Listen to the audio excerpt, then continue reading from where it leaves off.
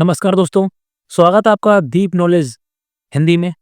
पिछली वीडियो में हमने पूर्वाग्रह यानी कि लेक्चर फर्स्ट कवर किया था। ये उसी का पार्ट 2 है, सेकंड है। चलो देख लेते हैं इसको भी। पूर्वाग्रह, ग्रामीण इलाकों के लोग सीधे-साधे, मेहनती, निष्कपट यानी कोई कपट नहीं, एक दूसरे की सहायता करने वाले, लेकिन अंधविश्वासी, पिछड़े हुए और अज्ञानी होते हैं। जबकि शहरी लोग चतुर, चालाक और कम शारीरिक श्रम करने वाले तथा स्वार्थी होते हैं, यानी सेल्फिश। और जब इस प्रकार हम किसी के बारे में विचार बना लेते हैं तो उसी को बोलते हैं पूर्वाग्रह, प्रेजुडिस।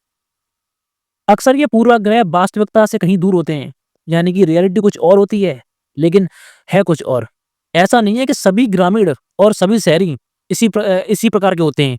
इस पूर्वाग्रह के कारण कभी-कभी हमारी सोच नकारात्मक हो जाती है और इस प्रकार के पूर्वाग्रह से हमें बचना चाहिए। अब सीधी-सी बात है कि किसी न किसी कम्युनिटी में ऐसे लोग मिल जाते हैं जो कम्युनिटी से अपोजिट वर्क करने लगते हैं।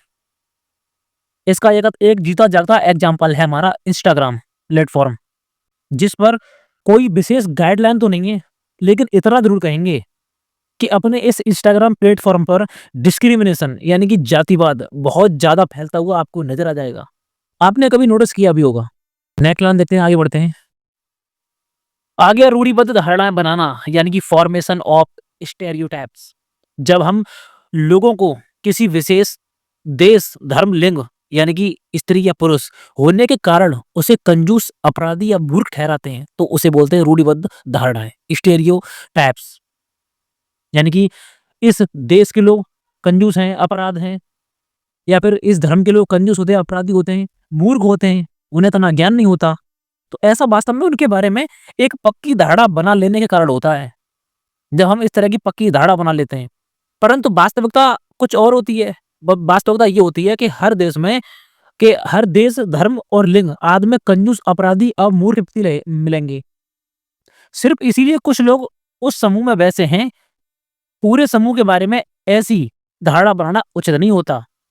अब बोलते हैं कि एक मछली पूरे तालाब को गंदा कर देती है।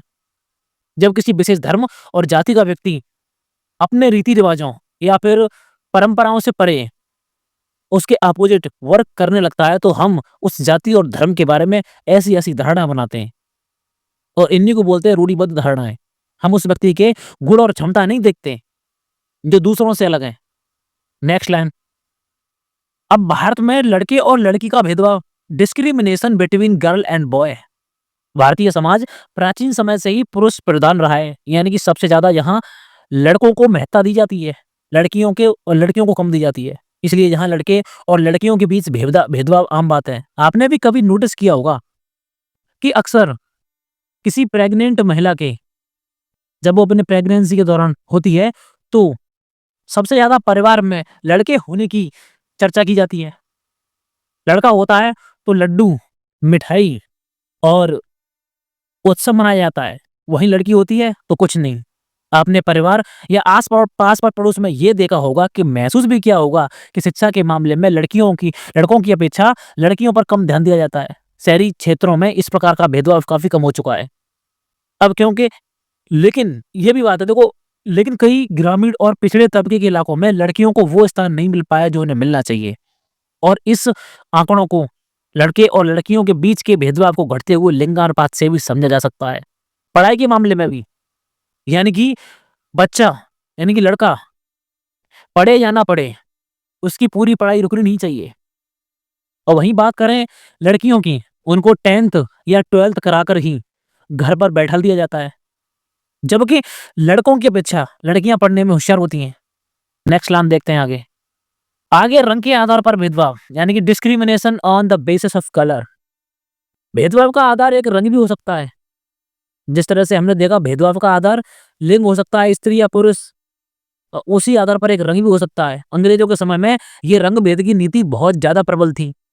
भारतीयों में काला होने के कारण वे उनसे नफरत किया करते थे। दक्षिण अफ्रीका में गांधी जी को प्रथम दर्जे के यानी कि जो फर्स्ट श्रेणी का डिब्बा जो होता है, इस बात पर प्रवेश करने से मना कर दिया कि वो इंडियन थे। और उस समय भारतीयों को पूरे वर्ल्ड में ब्लैक डॉग नाम से कहकर पुकारते थे। और ये नीति सिर्फ अंग्रेजों ने ही फैलाई। अब ऐसी बात नहीं है कि अंग्रेज भारत में रहे तो कुछ नहीं किया, क्योंकि वो भारत में रहकर उन्होंने समय-समय पर लॉ पारित किए। तो दोस्तों, यही था लेक्चर 2 में। अब बात करते हैं इसी के लेक्चर 3 पर। तब तक के लिए धन्यवाद। पढ़ते रहिए, बढ़ते रहिए।